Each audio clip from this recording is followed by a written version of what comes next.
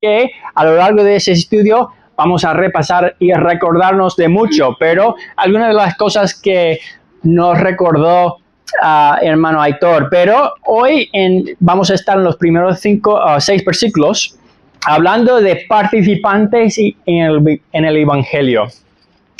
Pero como nos recordó la semana pasada, que este libro, decimos un libro de la Biblia, pero es una carta que escribió Pablo a la iglesia en Filipos, una ciudad de aquel entonces de 15,000 habitantes, y aunque eso suena pequeño en aquel entonces, las ciudades fueron más pequeñas porque no tenían rascacielos como tenemos hoy en día. Entonces, una ciudad de bastante área podría tener eso más o menos. Dijeron que en aquel entonces la ciudad más grande del mundo era Roma, con 1,000,000 de habitantes, y eso fue como enorme. Hoy en día podemos tener mucho más, pero en aquel entonces por la tecnología no podrían construir y tener más gente. Entonces no era pequeña, pero sería más o menos como una ciudad como Logroño en su tamaño, si pensamos así.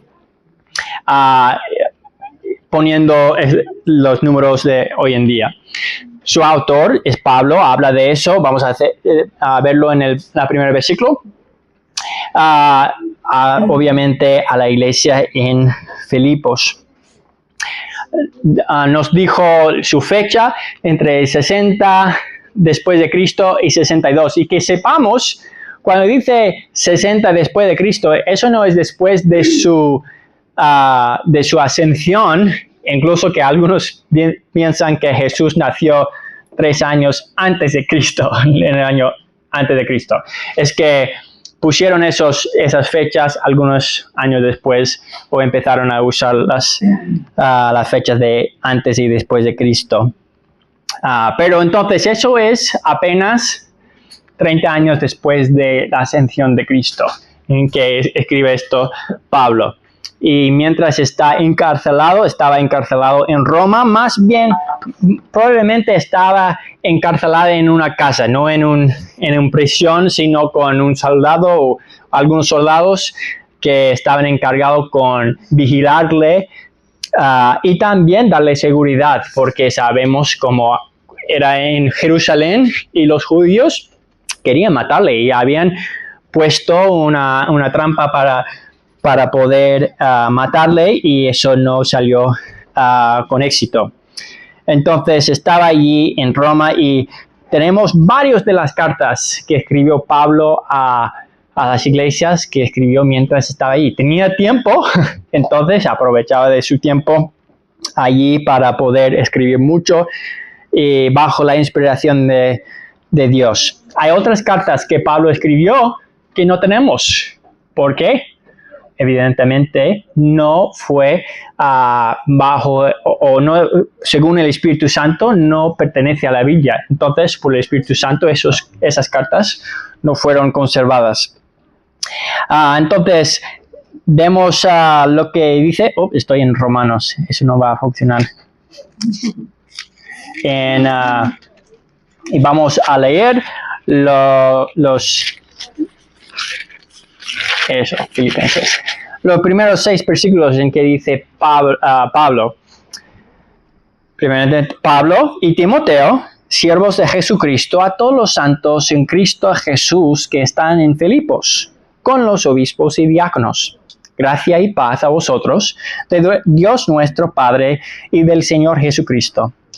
Doy gracias a mi Dios siempre que me acuerdo de vosotros, siempre en todas mis oraciones, rogando con gozo por todos vosotros, por vuestra comunión en el Evangelio desde el primer día hasta ahora, estando persuadido de esto, que el que comenzó en vosotros la buena obra, la perfeccionará hasta el día de Jesucristo. Era costumbre en aquel entonces, no es solamente Pablo que escribió así, pero era costumbre empezar una carta con una salutación formal como vemos aquí. Y vamos a ver a lo largo de la carta que Pablo sigue con el patrón que vemos en la mayoría de sus cartas, que empieza con doctrina en la primera parte de la carta antes de terminar con aplicación. O sea, como poner la doctrina a la práctica diaria. Muchas veces los versículos que solemos conocer de memoria vienen de la segunda parte del libro o las cartas de Pablo. ¿Qué piensas sería lo más conocido de Filipenses? Todo puedo en Cristo. Eso es al final de la carta y solemos, mientras estamos entrenando para correr en una maratón, decir todo puedo en Cristo. Eso no es el contexto, vamos a ver eso en algunos meses, pero muchas veces solemos conocer o poner a la memoria esas cosas. Es decir, que nos gustan las instrucciones, los quehaceres. Dame una lista de lo que hay que cumplir para estar bien con Dios. Y Pablo dice, no, voy a empezar con la doctrina, con la enseñanza, porque esas instrucciones no tienen ningún sentido si no entiendes los cimientos de lo que estoy enseñando. ¿Vale? Pablo sabía de que ningún cambio duradero viene de cumplir instrucciones sin entender los cimientos en que tales instrucciones se basan. Y cuando Pablo escribía una carta, siempre fue con un propósito. Normalmente vemos algo que surgió, que le motivó a escribirla. A veces fue por una pregunta. Veímos eso en 1 de Corintios, en que lo pasamos el año pasado, que él menciona varias preguntas en su carta. Me había preguntado eso y te doy esa instrucción. En cuanto de eso, entonces había varias preguntas que ocasionó escribir la carta. A veces fue por una crisis en la que la iglesia tenía y quería que Pablo le mandara consejos o clarificaciones en cuanto de una doctrina en debate dentro de la iglesia. A veces noticias de contiendas o desacuerdos llegaron a Pablo, como también con 1 Corintios, que dijo, la gente de Chloe me había dicho que surgen esas cosas y que hay esas contiendas. Pero siempre aprovechando cual sea la circunstancia. A veces fue para animar a los fieles. Y eso más o menos es lo que vemos en esa carta a Filipos. No existe la palabra, es interesante, pecado en Filipos, en Filipenses. Es un contraste drástico a la carta de Gálatas. Porque en la carta de Gálatas empieza sin decir ni estoy agradecido por vosotros. No puedo creer que habéis dejado el evangelio tan rápido, dice así en Gálatas. Pero aquí está diciendo, doy gracias siempre por vosotros. Pablo tenía una relación muy estrecha con esa congregación. Y tiene sentido porque recordamos, como dijo Aitor la semana pasada, cómo empezó esta iglesia. Empezó con dificultad, empezó con Lidia. Eso fue un poco más normal, una mujer que tenía interés en las cosas de Dios y al escuchar el mensaje se convirtió. Y luego había esa muchacha que tenía un espíritu endemoniado y estaba ganando mucho dinero, y Pablo, después de algunos días, por estar enfadada con ese espíritu que estaba frustrando su predicación, dijo, sal. Y el espíritu salió de la chica. Luego estaban encarcelados él y Silas. Aparentemente Lucas estaba allí con él también, no en la prisión. No sé por qué, pero mencioné eso cuando vemos en Hechos, el libro de Hechos. Podemos ver dónde estaba Lucas cuando dice, nosotros hicimos, y luego dice, y hicieron. Es muy probable que Lucas se quedó en Filipos para ayudar, pastorear a esa congregación, porque dice, y luego Pablo y se fueron pero no dice, fuimos. Es otra cosa interesante en cuanto a esa congregación. Entonces, ese segundo, no sabemos de verdad si esa muchacha se convirtió o no, no menciona ella de nuevo, pero ese carcelero sí, que después del terremoto y todos los presos estaban libres, pero ninguno se huyó, diciendo, estamos aquí, no quiten la vida. Y él dijo, ¿qué tengo que hacer para ser salvo? Y otra cosa interesante que decía que Pablo y Silas estaban cantando allí en la cárcel, y muchas veces en mi mente estaba pensando en cómo estaban teniendo un tiempo de ¿cómo? En la cárcel. Pero más bien, después de haber sido azotado y todo eso, eran cantando algo más como sublime gracia, por recordarles a sí mismos de la gracia de Dios que habían recibido y que aunque estoy sufriendo mucho, con mucho dolor, aún merece la pena seguir a Jesús. Entonces, que tengamos esa idea, no de, estamos felices, no pasa nada, no, que en medio de mucha aflicción podemos cantar esas canciones para recordarnos de quién es Dios.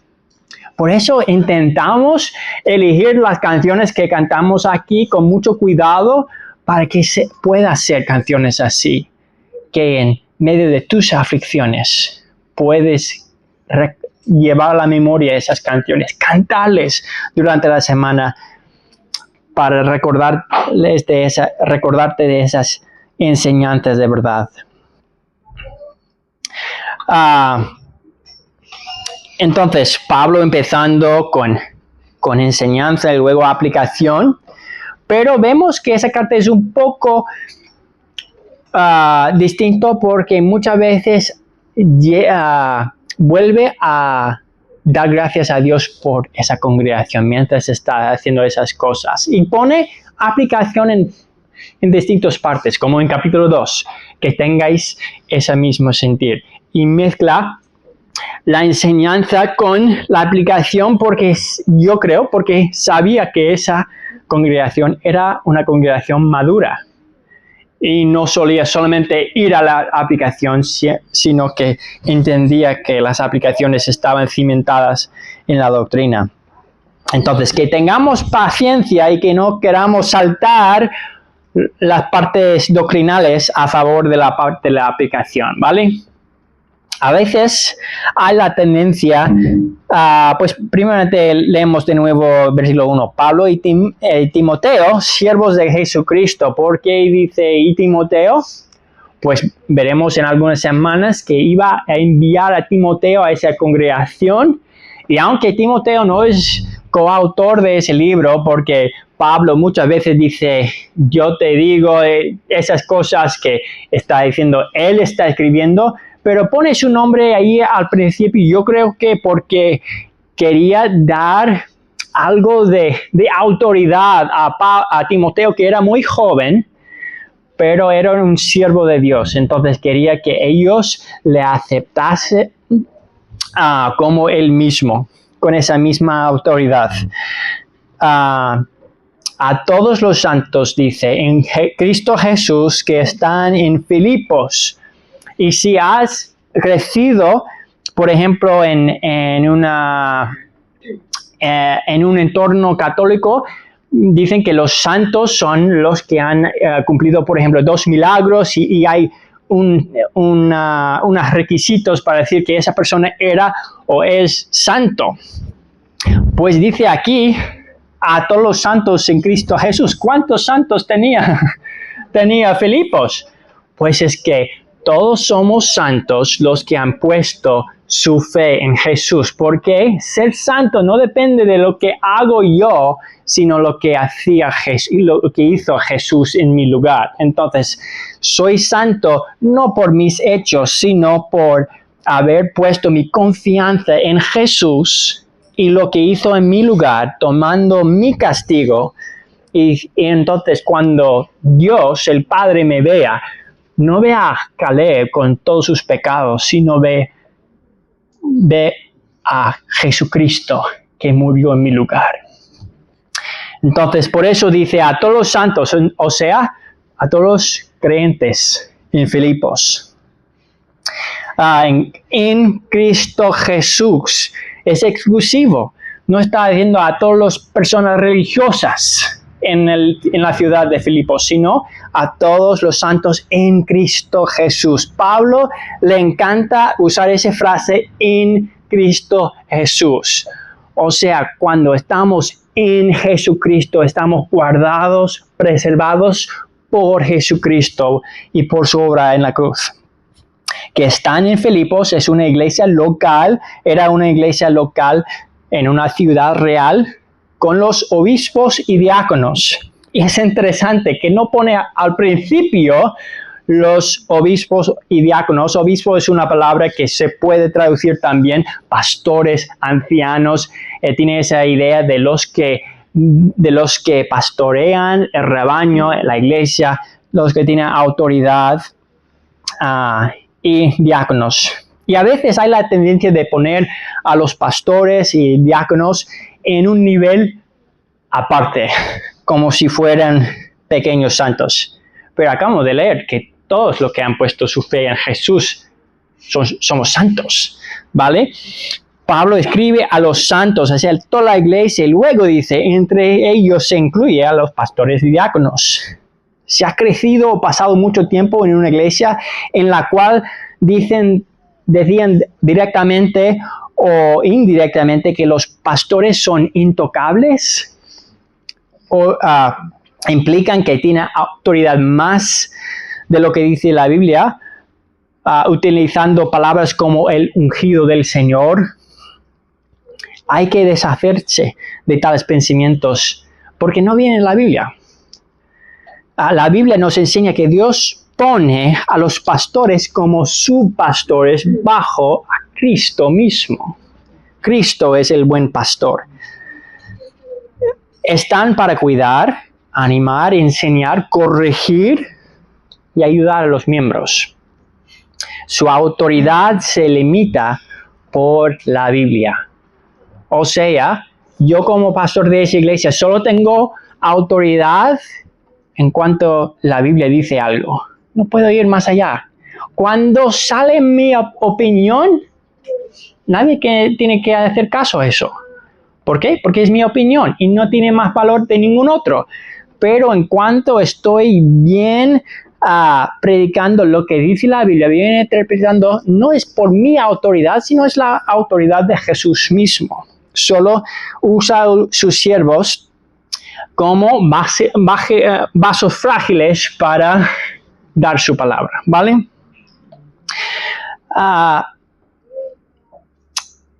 Entonces, solo los pastores tienen autoridad mientras manejo con precisión la palabra de Dios, como vemos en 2 Timoteo 2:15. Eso es que interpreto y aplico bien la palabra en la consejería. ¿Y sabes que estamos en una sesión de consejería bíblica ahora mismo? Eso es lo que hacemos cada semana. Estamos mirando la palabra y diciendo qué es lo que dice acerca de mi Dios. Y una vez entiendo eso, ¿cuáles aplicaciones hay desde esa enseñanza que tengo que aplicar a mi vida? O sea, estamos recibiendo consejería de la Biblia, ¿vale? Tú puedes pedir en esta congregación sesiones de consejería bíblica para un problema o incertidumbre específica y quedaríamos aquí o en otro tiempo durante la semana para hablar o tratárselo. Pero vemos en la Biblia que los miembros de la iglesia no puede usar sus pastores como excusa para no estudiar. O sea, estamos aquí en consejería bíblica. También puedes tener para un problema específico. Quiero hablar acerca de ese asunto. Vale, podemos hablar en otro momento, pero lo que no podemos hacer es decir, pues yo tengo esos pastores, Dios ha dado a ellos, por ejemplo, el don de enseñanza. Entonces, yo no voy a invertir tiempo durante la semana para estudiar porque yo no tengo ese don. No. Nunca podemos usar esa excusa para no estudiar, indagar, escudriñar la palabra. O sea, nunca debes decir, pues yo no sé, yo no soy pastor. Nunca debemos escuchar esto. Decir eso es intentar esconder la pereza que dice, soy vago y no quiero invertir más tiempo para encontrar lo que la Biblia enseña al respecto. Entonces, si tú me vienes a mí o a Pastor Timoteo, Pastor Jonathan, y dices, ¿qué piensas que debo hacer en este asunto? Probablemente la primera cosa que vamos a preguntarte es, ¿qué dice la Biblia? Porque no quiere que fomentar una cultura de ir al pastor con cada incertidumbre y preguntarle, no, queremos fomentar una cultura que dice, primera cosa que voy a hacer es consultar la palabra. Y si no entiendo algo después de haberlo hecho, luego voy a preguntar a un hermano o un pastor para ayudarme, porque Dios nos ha puesto en una comunidad que nos ayuda con esto. ¿Vale?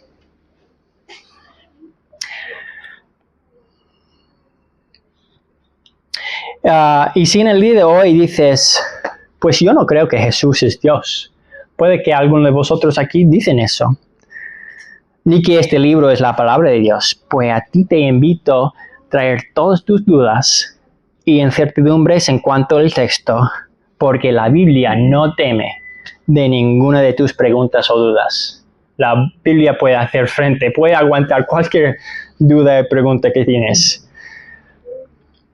Algo interesante de esa introducción es que Pablo no le saludó como apóstol, sino simplemente un siervo de Dios. Notamos la diferencia en relación con lo que la relación que tenía con la iglesia en Filipos, con Pablo. Ya respetaba mucho y no hacía falta recordarles de su autoridad apostólica. La carta es muy cercana, se escribe a seres queridos, a amigos íntimos. Yo soy el cuarto de 7 hijos en mi familia. Fuimos 3 chicos y 4 chicas. Yo era el menor, el cuarto, durante 7 años. Y recuerdo muy bien cuando mi madre nos informó de que estaba embarazada, que grité con alegría, diciendo, ya voy a tener a alguien a quien puedo mandar. ¿Alguna vez cuando eras niño dijiste a un hermano o tal vez a un primo, no soy tu siervo? Imagino que todos nosotros hemos dicho eso. Nadie aspira a ser un siervo de nadie. Ni siquiera de realeza. ¿Quién dice, ojalá que un día pueda llegar a ser el que limpia los baños del rey? No, nadie dice eso. Pero aquí vemos que así le introduce a sí mismo, un siervo de Cristo. ¿Sabes lo que hace un buen siervo? Cualquier cosa que quiere su amo, sin preguntar ni quejarse. Versículo 2 dice, gracia y paz a vosotros de Dios nuestro Padre y del Señor Jesucristo. Gracia y paz que vemos aquí, hemos recibido la gracia y la paz. La gracia viene de haber recibido, o la paz viene de haber recibido su gracia. Que ya no tenemos ese cargo del pecado y ya no esperamos un futuro en el infierno por haber recibido su perdón. Eso es lo que está hablando.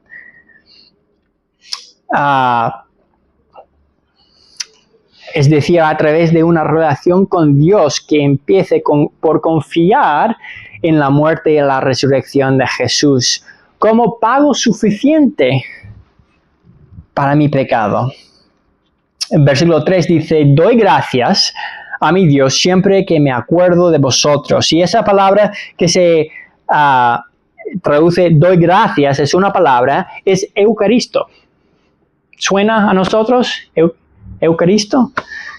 Eso es lo que hemos traducido al español y pensamos que, por ejemplo, en la religión católica es recibir algo, una gracia, pero se usa esa palabra para decir doy gracia o estoy agradecido por lo que he recibido ya, ¿vale?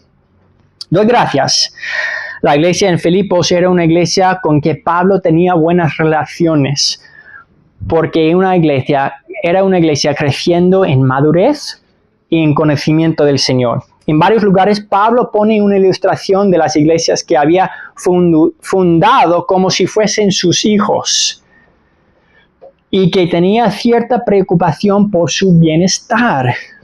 Como cualquier de nosotros que somos padres, tenemos preocupaciones verdaderas para nuestros hijos y su bienestar. Y como suele pasar en una familia grande, los padres suelen preocuparse más por algunos de los hijos que por los otros, ¿no? Sí, porque algunos de nosotros somos más travesías que otros, ¿no? Sí, travesosos. Gracias. Algunos ya son como favoritos de los padres, ¿no? Algunos de vosotros tenían un hermano o hermana que nunca hacía nada mal. Y algunos de vosotros eran ese hermano o hermana, ¿no? Sí.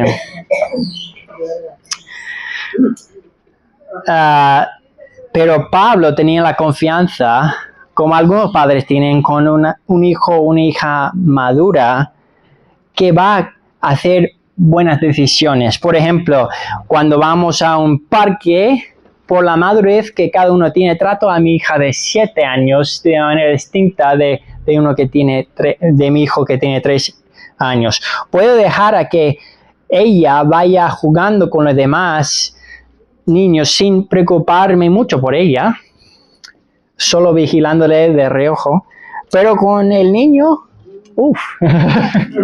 no puedo hacer esto, ni mucho menos. Entonces sí, así era con Pablo. Le gustaba recibir y abrir noticias de algunas iglesias. Es una carta de Filipos, dámelo. Es una carta de Gálatas, de los de Galacia. Vale. Con un poco más de preocupación y ansiedad por abrir esa carta. Versículo 4 dice, siempre en todas mis oraciones, rogando con gozo por vosotros. No es que no le preocupaba por ellos, sino que no cesaba de orar, rogar por ellos. Pero no era con ansiedad, más bien con gozo. Tienes los amigos así que cuando piensan en ellos, gracias por esa persona. Puedes confiar en esa persona, es constante su carácter. Y otros cuando recibes una noticia y no lo has verificado, pero dices, pero puedo creerlo. Es según su carácter. Puedo creer que había dicho eso. A lo largo de ese estudio veremos que no es que no tenían sus luchas ni debilidades, claro que sí, pero la trayectoria de esa iglesia era uno de crecimiento continuo. No hablo de números, sino de madurez espiritual, pero escucha, donde hay una iglesia con que la trayectoria de crecimiento espiritual va así, esa iglesia va a también crecer en números. Y porque esa iglesia se multiplica como mandó Jesús. Vete por todo el mundo y predicar el evangelio, hacer discípulos predicándoles el evangelio. Eso es una iglesia sana que cumple con esas cosas. Iglesias sanas crecen. Tanto como cuerpos sanos crecen. No todas las iglesias que crecen son sanas, pero sí que es una marca de una sana iglesia que va a crecer. Entonces, si vemos que hemos pasado tiempo sin que nadie se ha convertido al Señor aquí en este cuerpo local, sin que nadie ha pasado por las aguas de bautizarse, que no es convertirse, es una cosa distinta, es el primer paso de obediencia después de haber conocido al Señor. Sin añadir miembros a esta iglesia, deberíamos tomar tiempo para reflexionar. ¿Qué hemos dejado de hacer? ¿En qué lugar no estamos siendo fiel a los mandamientos de Dios para que su iglesia vaya extendiéndose cada vez más en esta ciudad? Esto implica tiempos periódicos de reflexión como iglesia. Quiero decirte que tus pastores hacemos eso a menudo.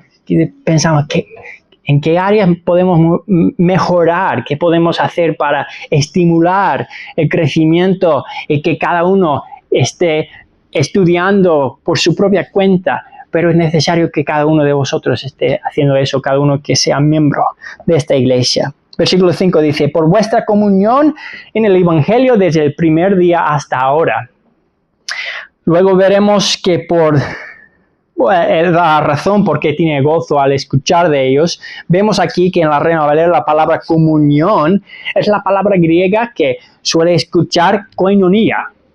Es la palabra koinonia. Algunas versiones lo tienen traducido participación.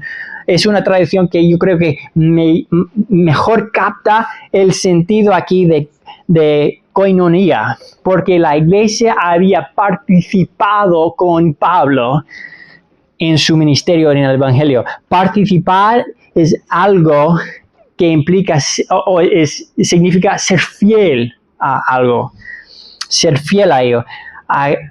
Aquí sería fidelidad al Evangelio. ¿Qué significa ser fiel al Evangelio? ¿Implica predicar con claridad el mensaje? Sí, claro, eso es fundamental, pero no para ahí. Porque alguien puede predicar, decir cosas de su boca, pero vivir de otra manera. Y eso no es ser fiel al Evangelio. Más bien es ser hipócrita, ¿vale? Entonces, ser fiel implica también vivir de manera digna del Evangelio. Y eso va a salir luego en la carta, cuando Pablo les exhorta a vivir de manera digna del Evangelio.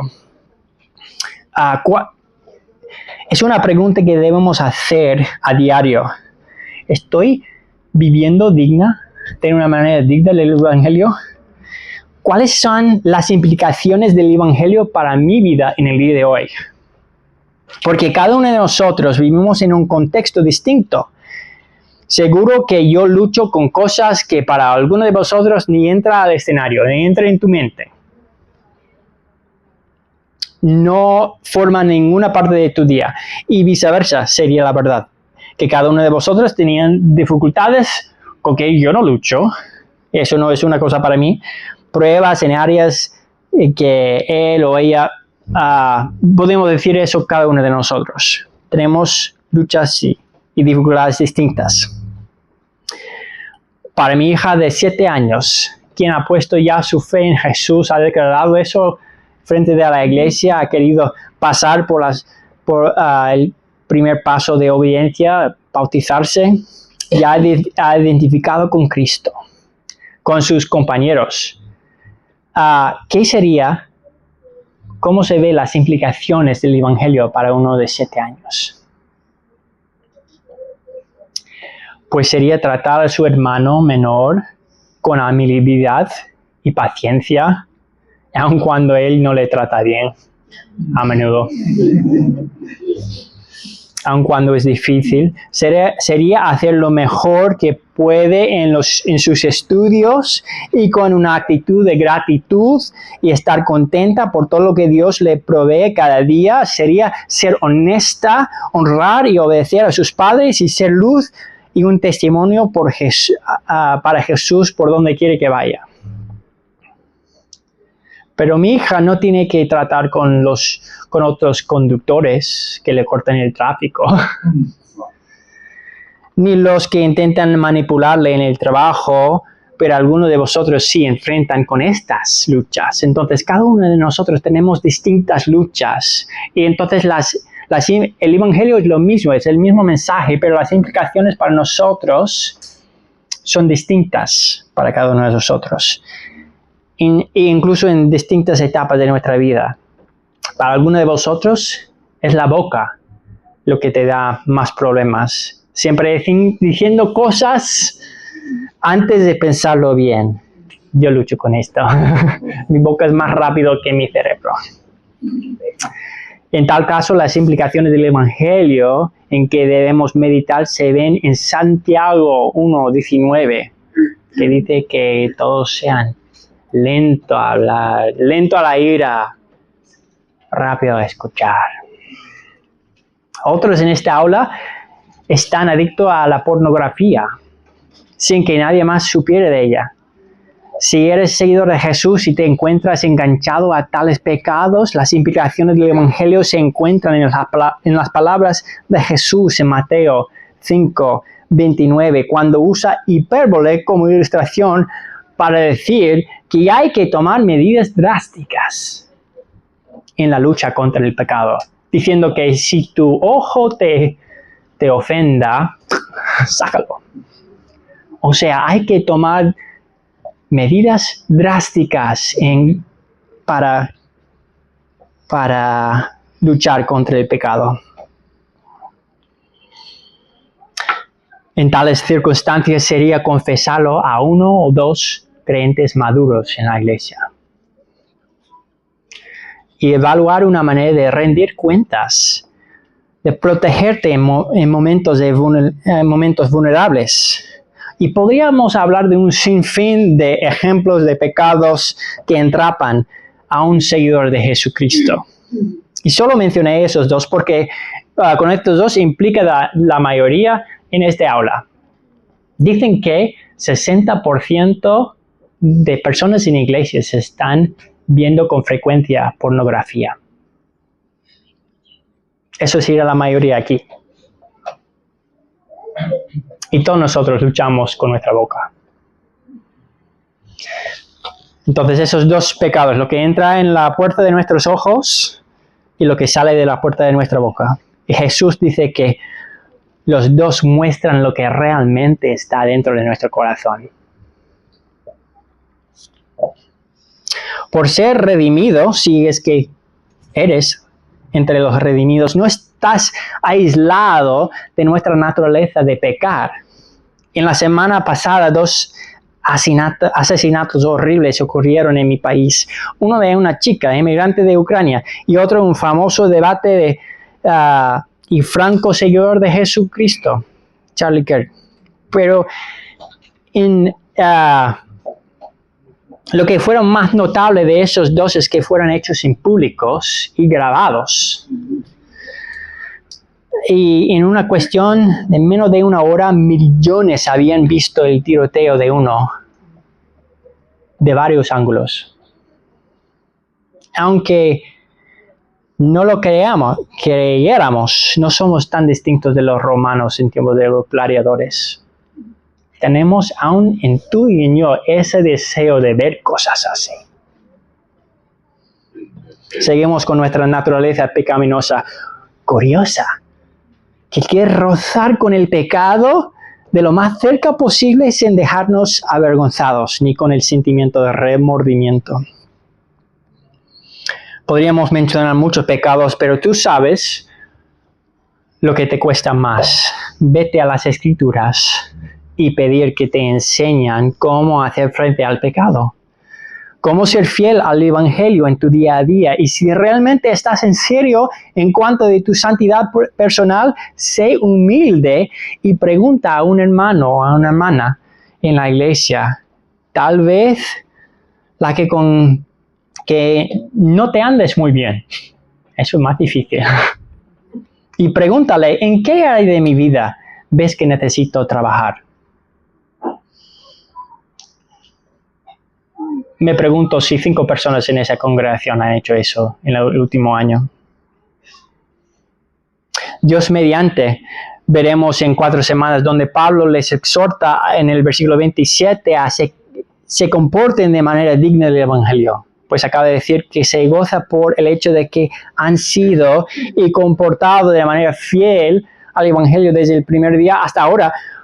Pues entonces vemos un principio y una advertencia a la vez. El hecho de que estás siendo fiel al Evangelio hoy no significa que en el día de mañana vas a estar siendo fiel, seguir siendo fiel. O en un mes. Nunca podemos bajar la guardia como para decir, he alcanzado. puedo descansar. Hemos que siempre darnos cuenta del que estamos en una batalla espiritual. Puede que haya tiempos con más o menos conflicto visible, pero siempre estamos en las trincheras vigentes de que podría estallar la batalla en cualquier momento.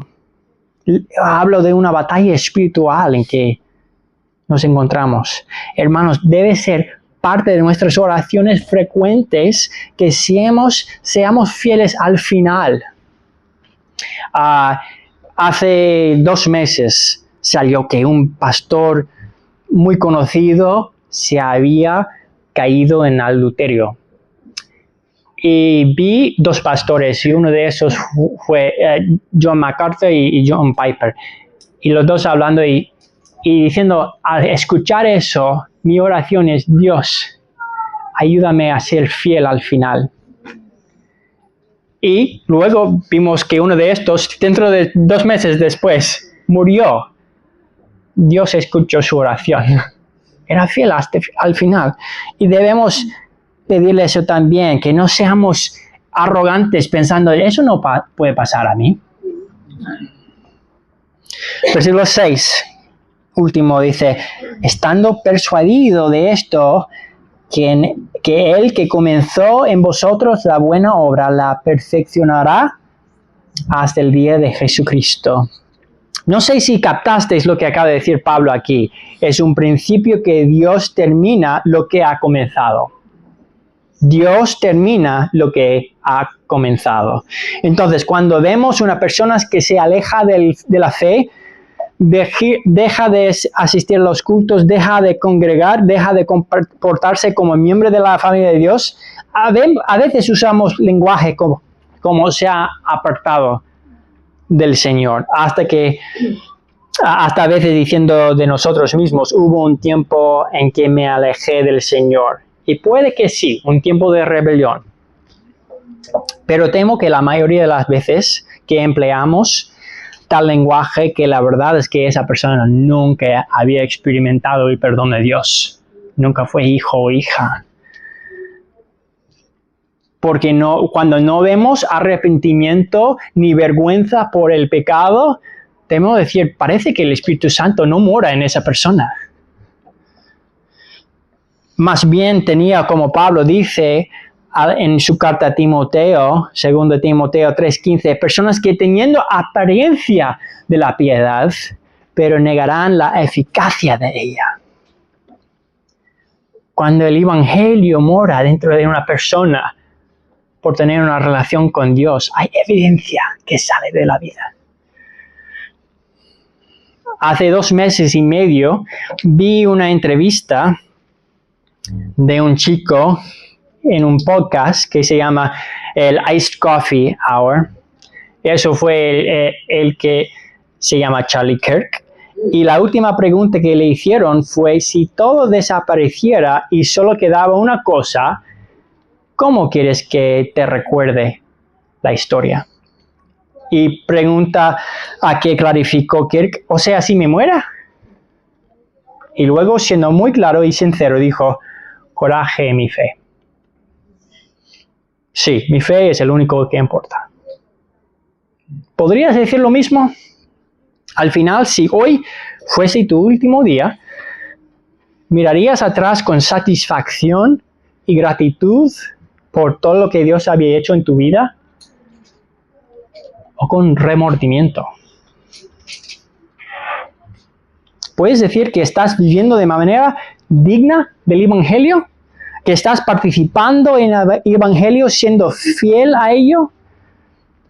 Si tienes dudas, que hoy sea el día en que tomes una decisión para cambiar la trayectoria de tu vida. Y eso no es por tu fuerza, es por el Espíritu Santo obrando en tú. Y si no tienes una relación con Dios, es imposible. Comienza por poner tu confianza en Jesús y tu obra en la cruz. Jóvenes, cuando llega al final de tu vida, no te va a importar si tuviese la última generación de tecnología, de móvil, de ordenador, ni si tuviese la novia o novio más guapo, A nadie le va a importar cuántos likes que tuviese en Instagram,